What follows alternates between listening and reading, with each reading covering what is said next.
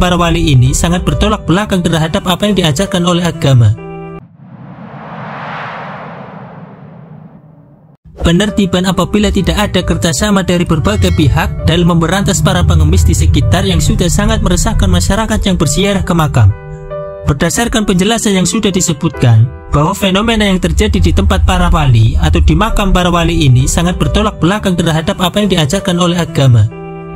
Misalnya di makam Sunan Gunung Jati, merupakan salah satu objek wisata religi makam Wali Sanga yang terletak di Cirebon, Jawa Barat, menurut Dinas Kebudayaan Pariwisata Pemuda dan Olahraga Kabupaten Cirebon.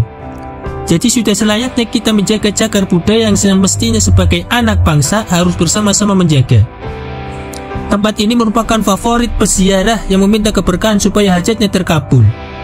Sebagai tawasul saja, seringkali seluruh keluarganya diajak, baik anak, istri, dan lainnya. Ini bisa jadi suatu tradisi dan keunikan bangsa kita yang harus dilestarikan. Mungkin dari teman-teman ada juga yang pernah ke makam wisata religi. Ketika memasuki wilayah makam, kita akan disuguhi pemandangan yang kurang mengenakan. Apa itu, Tan? Pemandangan orang-orang meminta sedekah dengan banyak berkumpul, tak jarang pula memaksa kepada peziarah. Situasi ini sangat tidak dibenarkan dalam agama Islam. Sifat mengemis tidak dibenarkan. Jika kita pahami sebagai orang biasa, ada salah satu statement dari bapak ini mengatakan, sebetulnya di semua tempat ziarah, terutama ziarah para wali di Pulau Jawa ini, banyak orang yang meminta sedekah. Berdasarkan penelusuran secara historisnya, banyaknya pengemis pada makam Sunan Gunung Jati disebabkan oleh wasiat yang diberikan Sunan Gunung Jati kepada masyarakat Cirebon, yaitu ucapan sebagai berikut: "Ingsun titip tajung lan fakir miskin." Wasiat ini disalahartikan oleh masyarakat sekitar, yang seharusnya mempunyai makna dirumat oleh pemerintah dan diberikan pekerjaan yang layak atau kesejahteraan yang diterapkan. Dampak yang dirasakan para peziarah hingga berujung membuat risih pengunjung serta menyebarkan nama makam Sunan Gunung Jati. Banyak pengemis yang ada di sekitar makam Sunan Gunung Jati membuat resah para peziarah. Sebab kegiatan mengemis tidak hanya sekedar melalui lisan saja, tetapi peziarah diikuti sampai kemanapun dan ditarik bajunya. Ini sudah keterlaluan dengan mengembel atas nama Sunan sampai ke tempat di mana para peziarah menaiki mobil atau motornya. Karena wasiat yang disalahartikan kemudian menjadi kesempatan para pengemis untuk meminta-minta di sekitar makam. Tentu ini harus di stop, sebab tak jarang kami juga pernah melihat ada yang membawa anaknya, tak jarang pula sampai anak itu ikut turun meminta-minta. Bahkan pemerintah Indonesia sudah ada larangan untuk mengemis. Larangan mengemis di muka umum diatur dalam pasal 504 dan pasal 505 KUHP, menjelaskan bahwa barang siapa yang ngemis di muka umum diancam dengan pidana kurungan paling lama 6 minggu. Dengan adanya landasan semacam ini, maka pemerintah dan budayawan setempat masyarakat harus membuat pergerakan baru supaya menciptakan kesan damai dan khusyuk ketika wisata religi, sehingga akan berdampak positif untuk seluruhnya. Para pengemis berusaha mencari penghasilan yang layak, pada umumnya orang-orang mencari pekerjaan. Dalam sudut pandang hadis tentang pengemis, sebelum lebih jauh mengetahui tentang hadis yang melarang untuk mengemis, ada keterangan diperbolehkan, tapi bahasanya mendapatkan rukhsah, yaitu keringanan untuk meminta kepada orang atau pemerintah. Ada 3 golongan dijelaskan dalam kitab Dalil Al-Falihin. Dijelaskan bahwa yang dimaksud dengan ketiga kelompok ialah: yang pertama, orang yang berhutang, diperbolehkan meminta-minta kepada pemerintah atau seorang yang kaya yang wajib mengeluarkan zakat pada waktunya, sehingga ia dapat membayar hutangnya itu. Kemudian ia harus berhenti dari pekerjaan yang meminta-minta. Pada kenyataannya, orang yang mengemis tak jarang pula mempunyai mobil serta rumah yang mewah. Oh my god! Wow! Dan hanya sebatas ketika hutangnya lunas berhenti mengemis, itu pun mintanya ke orang kaya dan pemerintah. Kedua, orang yang terkena musibah seperti gagal panen. Orang seperti ini dibolehkan meminta-minta untuk memenuhi kebutuhannya, karena penghasilan hanya dari bertani saja. Untuk bekal hidup mengemis itu pun hanya ke orang paling kaya serta pemerintah. Terkenal dari kaumnya itu tersebut adalah orang yang fakir, yang mana dia terkenal di lingkungan sangat fakir.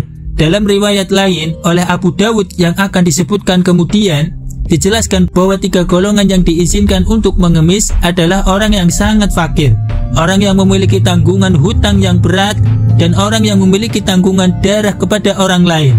Apa maksudnya, Pak? Yaitu pembunuh atau wali dari pembunuh yang diharuskan membayar diat ganti rugi kepada keluarga orang yang dibunuhnya. Padahal ia sama sekali tidak memiliki sesuatu untuk membayar diat tersebut, dan jika diat itu tidak dibayarkan akan menimbulkan fitnah dan permusuhan di antara mereka. Sehingga dalam hidupnya hanya untuk mencari penebusan diat supaya hidupnya menjadi normal kembali. Dalam artian sudah menjadi suatu kewajiban dia untuk membayar diat karena kesalahannya. Jika dengan mengandalkan pekerjaan yang pas-pasan saja tidak cukup, itu pun kalau misalkan sudah dibayarkan maka berhenti mengemis.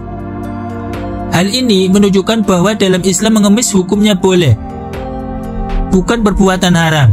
Dalam keterangan yang sudah dipaparkan, mengemis itu boleh dalam Islam, tetapi dalam 3 kondisi yang disebutkan. Jika tidak, maka mengemis merupakan suatu perilaku yang tercela serta merugikan orang lain dan agama. Tak jarang pula pengemis tujuannya untuk mengumpulkan hartanya supaya mempunyai rumah mewah dan tidak mencerminkan Islam yang tangguh dan bertanggung jawab terhadap dirinya serta keluarganya. Ada beberapa hadis yang dengan tegas melarang mengemis, bahkan sampai mengharamkannya. Kami hanya mengumpulkan setidaknya 3 hadis yang membahas tentang dilarangnya mengemis.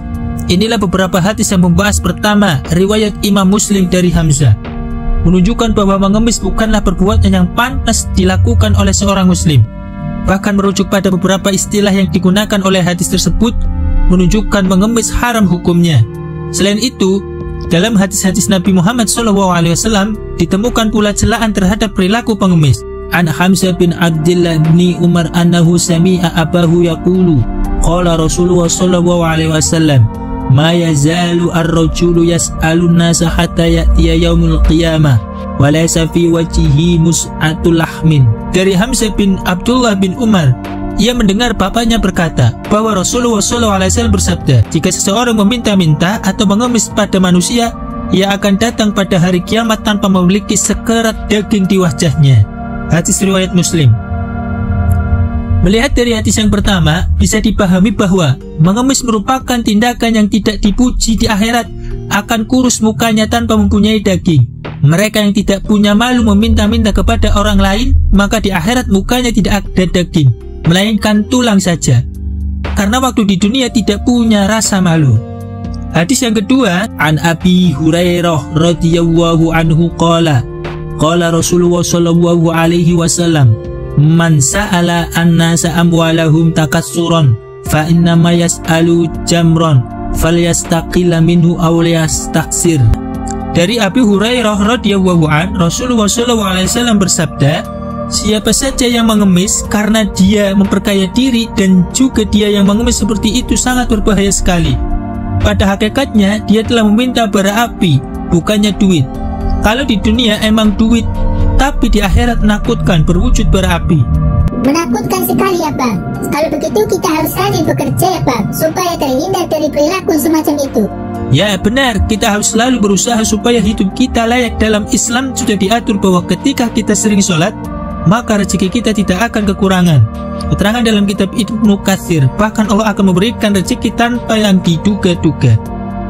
Hadis yang ketiga, An Samurah bin Jundub qala Rasulullah sallallahu alaihi wasallam, inna hadhihi masaila qaddun yakaddu biha ahadukum wajhahu illa ayas ala dhu sultanin aw fi amrin la budda minhu.